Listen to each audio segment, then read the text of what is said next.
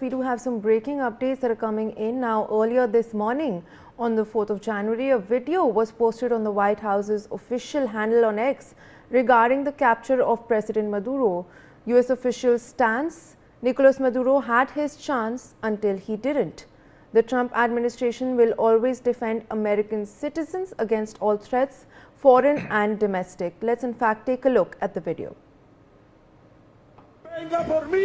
Last night, on the order of the President of the United States, and in support of a request from the Department of Justice, the United States military conducted an apprehension mission in Caracas, Venezuela, to bring to justice two indicted persons, Nicolas and Cecilia Maduro.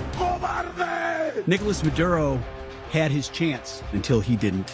He effed around and he found out. This was one of the most stunning, effective, and powerful displays of American military might and competence in American history. Like, I don't understand yet how they haven't figured this out. And now, if you don't know, now you know. Because this is the way it's going to play out. And I think people need to understand that this is not a president that just talks and does letters and press conferences. And, you know, if he says he's serious about something, he means it. But don't play games. Don't play games with this president's in office, because it's not going to turn out well.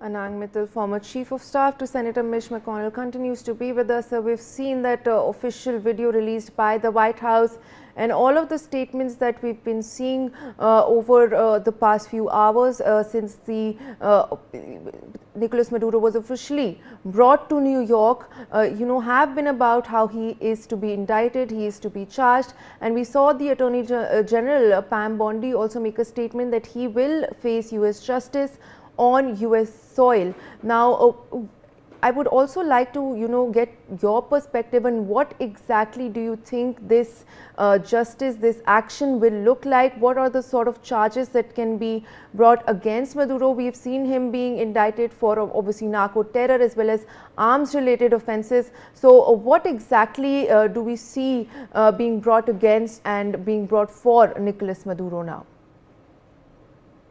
Yeah, you have to consider Nicolas Maduro as the leader of a terrorist group, essentially.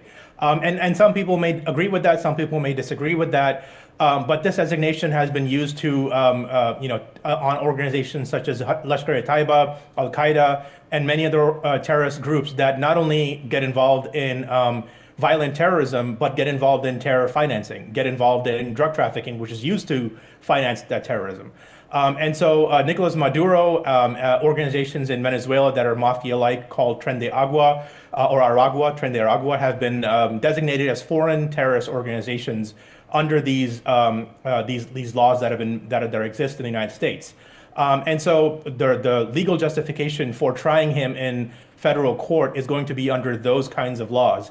And again, part of this is going back to the drug war from the 70s, and a large part of it's coming from the war against terrorism after 9/11, which sort of sought to arrest not just the terrorists but the financiers and the organizers behind that.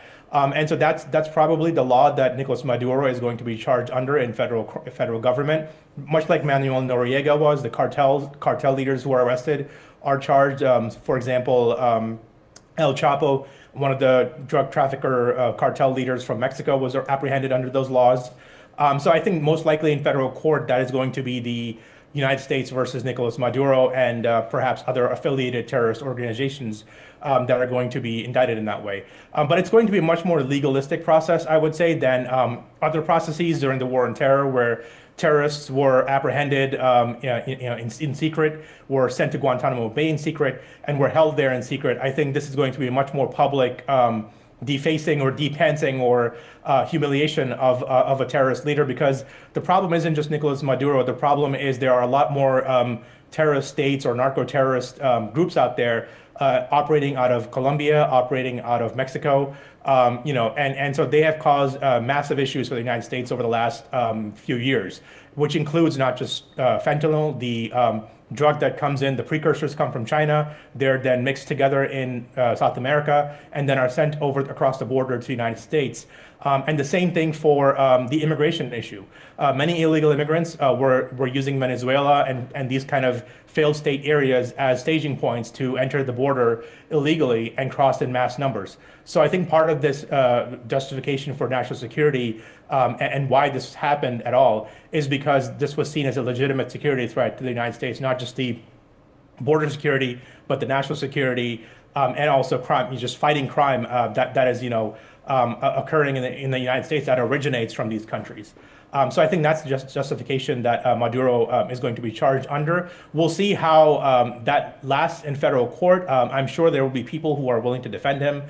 There are plenty of folks in the United States who will give him legal help, just to give him legal help. But his fate is most likely going to be that of Manuel Noriega, the dictator of Panama, who is still in federal jail and will most likely die in federal jail, will be given a life sentence.